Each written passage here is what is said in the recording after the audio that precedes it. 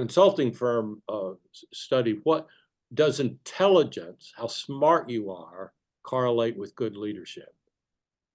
And it doesn't. The biggest correlation is self-knowledge. Huh.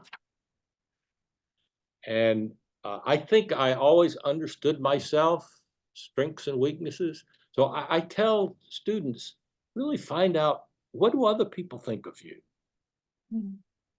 And there are few chances in college, except maybe in athletics or ROTC, where people get day-to-day feedback on who they are.